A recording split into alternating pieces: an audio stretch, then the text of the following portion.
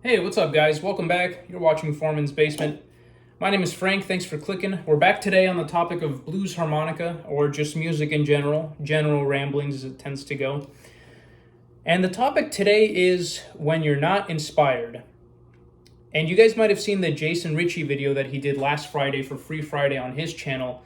That got me thinking about this video because that's a topic that I think about a lot. Especially because I play two instruments, a lot of times I'll find myself either abandoning the slide guitar or abandoning the harmonica for months at a time in favor of the other instrument. I kind of get into these modes. But that's not even what this video is about. I'm talking about when you just don't feel like playing, Whether it's life that gets you down, you could be exhausted from work. Maybe you get home and you just don't feel comfortable playing around the people that are in the house. Or maybe you're not even allowed to play with the people in the house.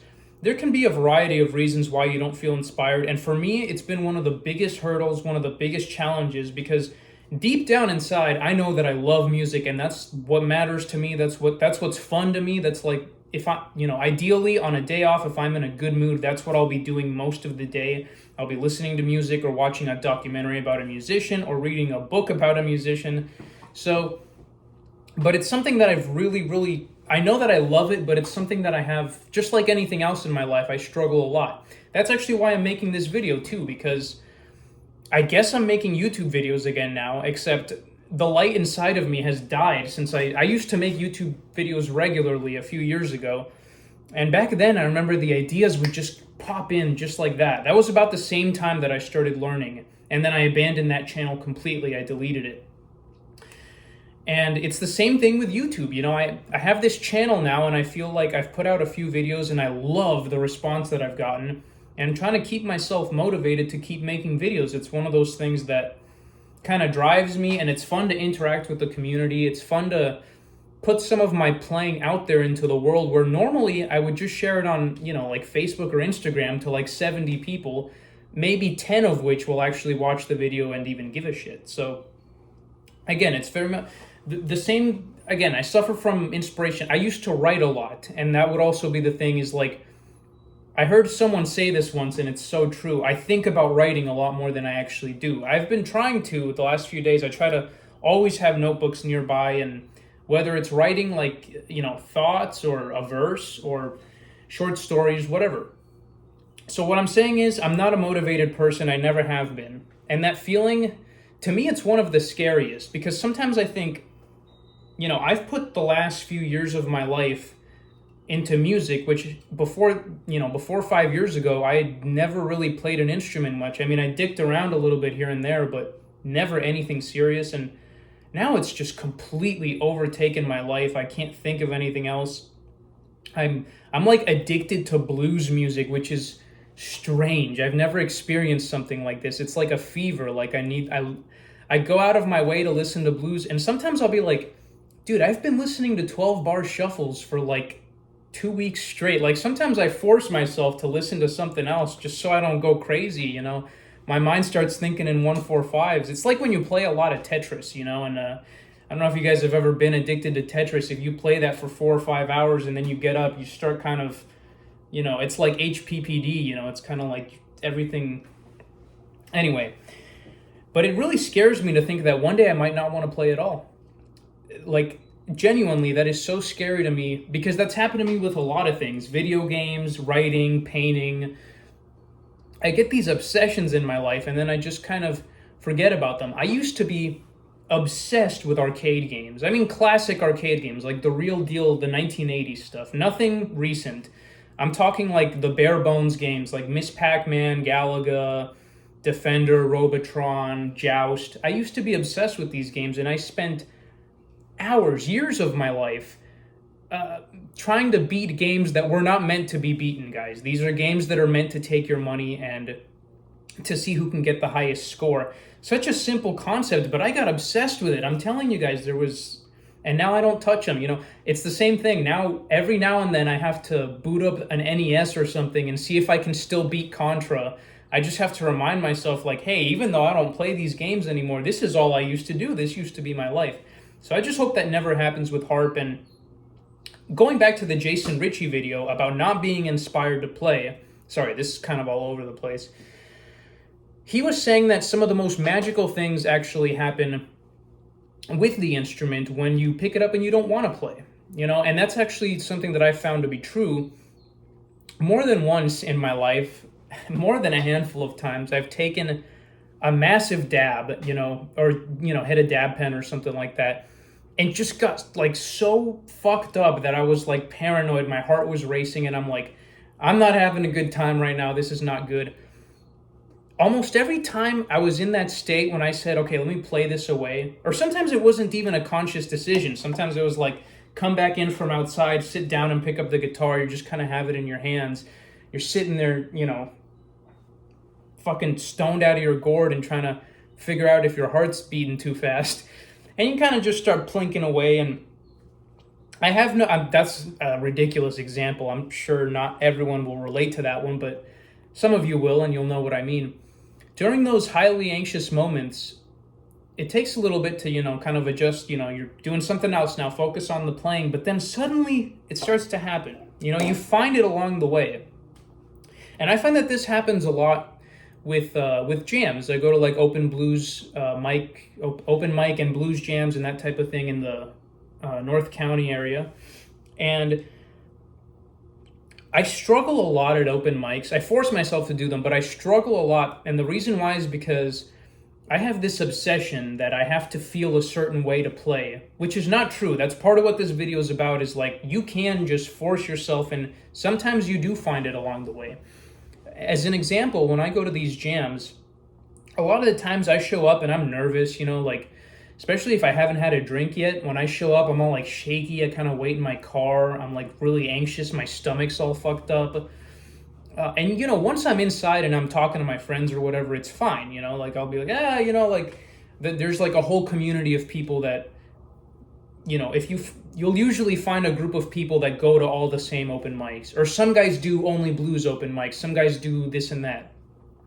So once I start talking, I'm fine. But when I get there, initially, I don't want to play. In fact, the first few times I went to an open mic, it was like that, but times 10. Like, I would sit in the car most of the time, all nervous. Like, again, stomach all fucked up, sweating. Like, I'd call my sister because I'd get stressed out. I'm like, hey, my set's coming up, and, like, I think I'm going to have a panic attack over here.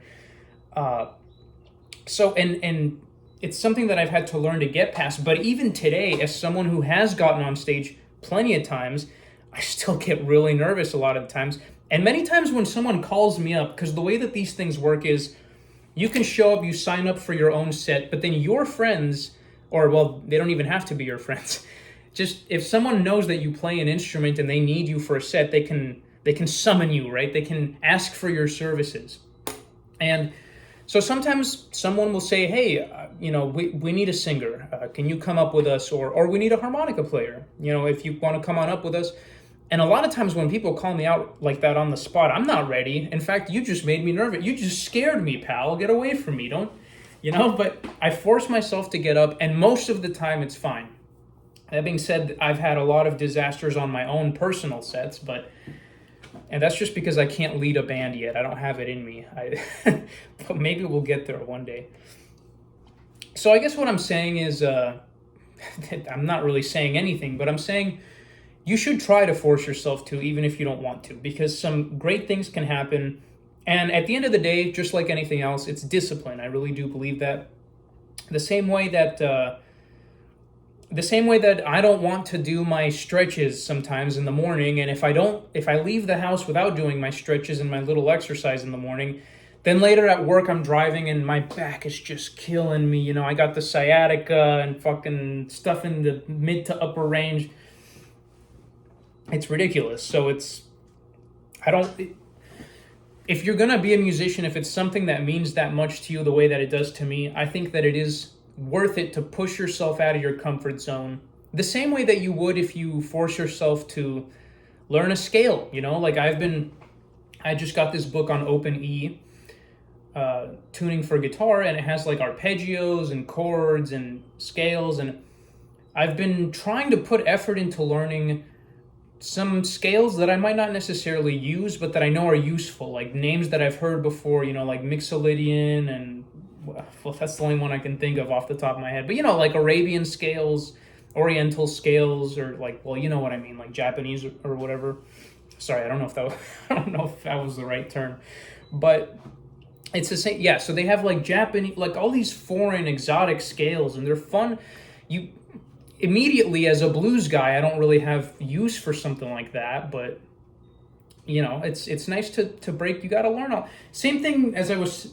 I've already done 2 takes, so I don't know if I was saying this at the beginning or not, but I have been having a little bit of a rut with the harmonica, and part of what keeps me motivated is, first of all, breaking out of a second position rut, right? Because most of the stuff that I do is second position, and most of the time it's fine, but it does get to a point where, especially if you're not doing exercises, if you're not changing up the way that you play, well, you start to sound a certain way. You start to sound like a broken record, especially if you're playing a lot of the songs in the same key. And for me today, specifically, I've been trying to break out of it by playing songs that I used to play when I first started, before I knew about bending and second position. I actually have a list of songs here that I had to write them down and remember them, and really it's important that I do, because if I don't remember the name of the song, I can't think of it on the spot, and I just forget it. And I put a lot of time into learning some of these. I'll play you some St. James Infirmary. This is an A Marine Band. It's my brand new one, too. Finally started breaking it in.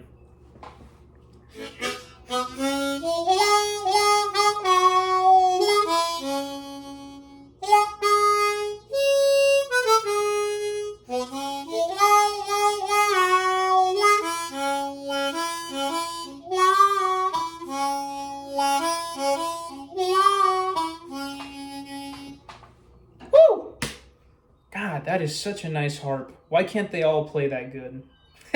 Why can't they all play that good, man? I have my A and B flat here. These are the two, these are probably, realistically, my 2 favorite keys, B flat and A. In my work car, the company I drive for, they give us, there's like a company Corolla that I get to drive. And I have 2 Suzuki Manjis in the glove box, like in case I ever think of a riff, I'll stop in between deliveries, or sometimes on my break too. A lot of times what will happen is I'll be driving and I'll hear something, I'll play like Spotify radio or Apple Music radio, and I'll hear like a saxophone line or a trumpet line, and I'll be like, ooh, that sounds like, and then it's so funny, I don't know if anyone else does this. I think in my head, because I play so much harmonica that I play harmonica in my head. Does that make sense to anyone else? Like, I know what the intervals are, so I start to think, okay, well, I could bend, it could be like a 2-draw and then a 3-draw whole step, so I start to think like that, which sounds ridiculous, but actually has worked a couple of times. Sometimes it doesn't. Still, the word is still out on if that's worth a damn or not, but I really do. I really do think in those terms, especially when it's blues music. And again, the intervals on harmonica are all the same, so that's a fun little... Okay, anyway, tangent. So yes, we need to try to keep motivated, because a lot of times you don't want to, and it's important not to get stale. I more than anything, I get scared that if I stop playing for too long, one day it'll just be like, you'll be too far gone, I just saw this video of Jimmy Page and Roy Harper. I don't even remember where it was filmed, but somewhere beautiful, like a green mountainous area. And it's Jimmy Page and Roy Harper. Jimmy Page chain smoking cigarettes. He's got a terrible cough, and he's drinking a bottle of wine.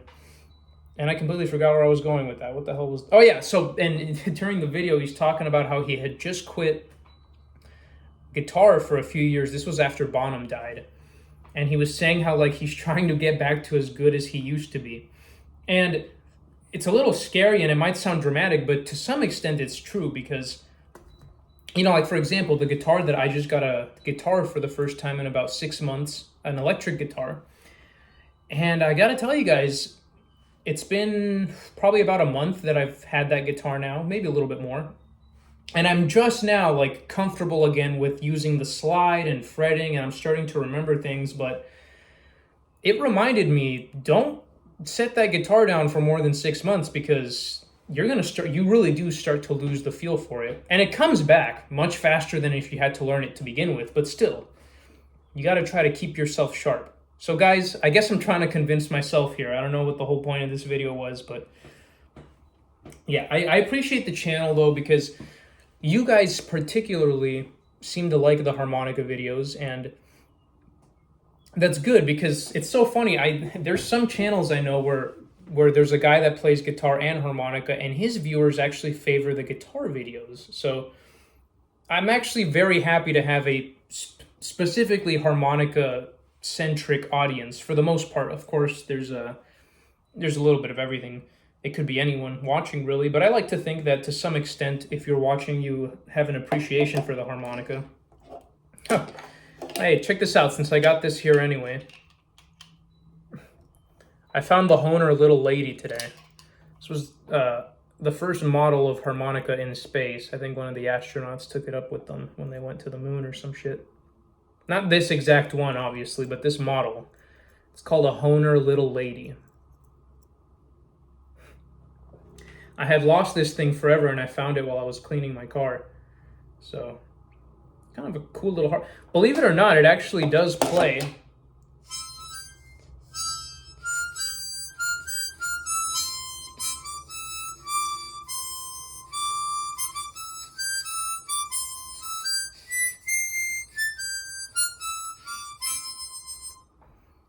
I used to be able to play that a lot better.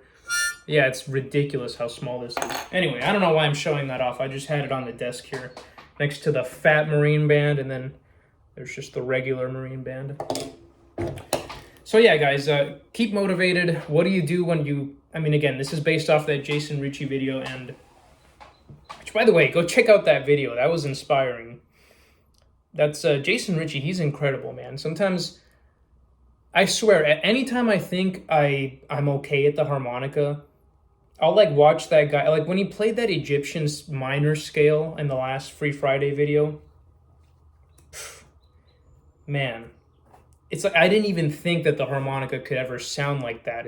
He was doing kind of like an Egyptian groove, which I would love to emulate for you, but I don't even remember. Yeah, no, I couldn't. Anyway, guys. Keep motivated. I hope I stay motivated because, again, I get scared that I'm just going to drop it and never pick it up again. I'll see you all next time, okay? Thanks for watching.